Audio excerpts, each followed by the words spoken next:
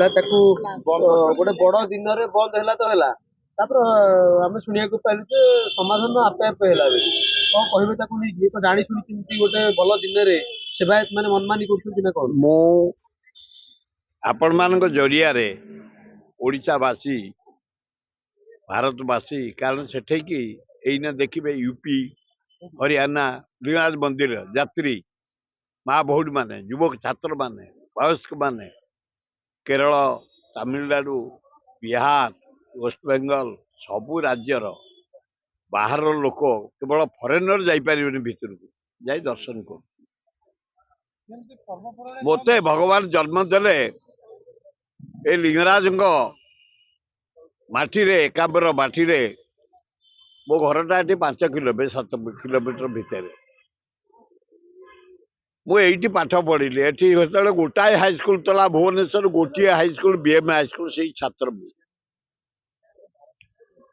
Class 7th ବେଳୁ volunteer ହେଇ ଲିଙ୍ଗରାଜ ଯାତ୍ରା, ରଥଯାତ୍ରା, ଜାଗର ଯାତ୍ରା, ଆମର ଶୀତଳ ଷଷ୍ଠୀ, ବାହୁଡା ଯାତ୍ରା ସବୁ ଯାତ୍ରା ମାନଙ୍କରେ ଭଲେଣ୍ଟିୟର ହେଇ ପାଣି ଦବା, ଲୋକଙ୍କୁ ରୋଗୀ ନେଇକି ଡାକ୍ତରଖାନା ପହଞ୍ଚେଇବା, ଆକ୍ସିଡେଣ୍ଟ ଅସୁବିଧା ଭଲେଣ୍ଟିୟର ହେଇ ଆସ୍ତେ ଆସ୍ତେ ସେବା କରି କରି ଲିଙ୍ଗରାଜ କହିଲେ ସୁର ମୋ ଦାୟିତ୍ୱ ନେ।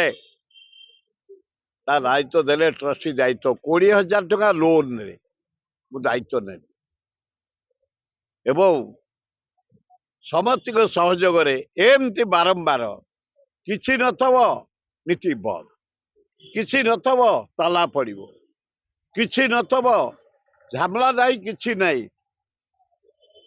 ବନ୍ଦ। କାହିଁକି କରନ୍ତି ମୁଁ ଜାଣିନି। ମୁଁ ବୋଧେ 50-60 ଥର ସମାଧାନ ଜୀବନରେ କଲା। ଗତକାଲି ଆପଣ ମାନେ ଶୁଣିଥାନ୍ତୁ। ମନମୁଖୀ ଶାସନ ଗୋଟେ ହଉଛି ପରଦିନ ମଙ୍ଗଳ ଆଳତି ଗୋଟେ ହୁଏ, ହେଇପାରିଲାନି ଏବଂ ନବାଙ୍କ ଏଇ ଯୋଉ କାଲି ଥିଲା ପର୍ବ, ମକର ପର୍ବ ହୁଏ ପ୍ରଭୁଙ୍କର।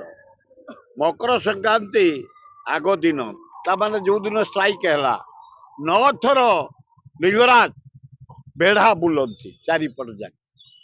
ଏ ପରମ୍ପରା ଟେମ୍ପଲ ହବା ଦିନୁ ଏ ନୀତି ବୁଲନ୍ତି, ତା ବନ୍ଦ ହେଇଗଲା ଏବଂ ମକର ମଣ୍ଡପ ଉପରକୁ ଲିଙ୍ଗରାଜ ଯାଆନ୍ତି।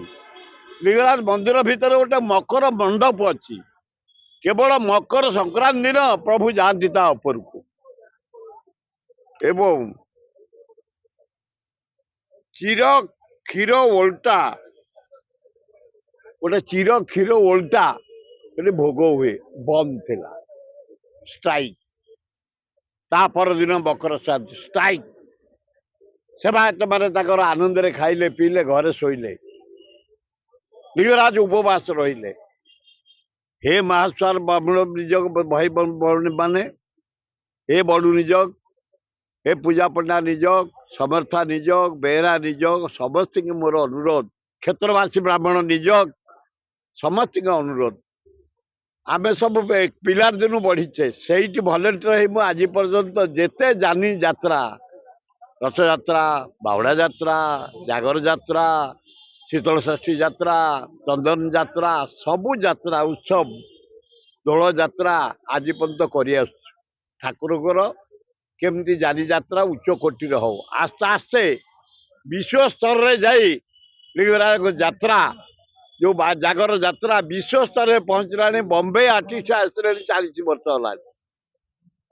दुखदायक घटना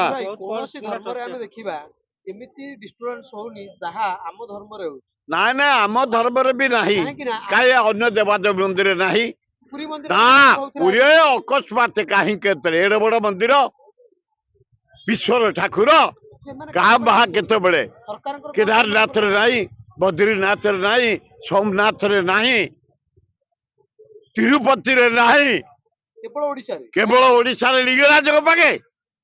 दुखदायक घटना। समस्त के अनुरोध हे सेवायत भाई माने ଆଗ ଠାକୁର ସେବା କରିବା ଯାହାଙ୍କ ପାଇଁ ଆମେ ବଞ୍ଚିଛେ। ରଜା ତମକୁ ରଖିଥିଲେ ସେବା କରିବା ପାଇଁ, ମାଲିକ ତମେ ନୁହଁ, ବନ୍ଦ କରିଦବ, ତାଲା ପକେଇଦବ। ଆଉ ଥରେ ସେମିତି ମୁଁ ଟ୍ରଷ୍ଟି ଥାଏ, ମା ପାର୍ବତୀ କି ତାଲା ପକେଇଦେଲେ। ଖବର ଆସିଲା, ମୁଁ ଆଉ କଥାବାର୍ତ୍ତା ନକରି ସିଧା ନେଲି ଶାବଳ ମାର୍ତୁଲ ନେଇକି ସେ ତାଲାକୁ ଭାଙ୍ଗି ଲୋକଙ୍କୁ ଦର୍ଶନ କରେ। ଏ କଣ କାମ? ଏବେକା ସରକାର କାହିଁ ଏମିତି କରିପାରୁନାହାନ୍ତି? ନା ରେ, କରିବା ଦରକାର। ସରକାର ଜିଦି ଏ ଚାଲିଗଲା ଯୋଉ କାଲି ଯୋଉ ଦିନ ବିରାଟ ମକର ସଂକ୍ରାନ୍ତି, ଭାରତର ପର୍ବ, ହଜାର ହଜାର ଯାତ୍ରୀ କାଲି ବି ଭକ୍ତ ଆସି ପୁଅ ଫେରିଗଲେ। କେତେ ଦୁଃଖ କାହାର? ସେ କୋଉ ନିଯୋଗ ହଉ, ତମେ ନିଜ କରିଛ, ତମେ ସେଠି ଜନ୍ମ ହେଇଛ ସେବା କରିବା ପାଇଁ, ତାଙ୍କ ନୀତି ବନ୍ଦ କରିବା ପାଇଁ ନୁହଁ, ବନ୍ଦ କରି ନିଜେ ଖାଇ ପିଇ ଶୋଇବା ପାଇଁ ନୁହଁ। हे सेवायत भाई मान मु हाथ जोड़ी निवेदन कर तम ठाकुर तम लिंगराज तेमे सेवायत चलते समस्त एकाठी सुंदर भाव नीति करवा जानी यात्रा को आउरी उच्च कोटि करिया सबू मिली करवा भल हम।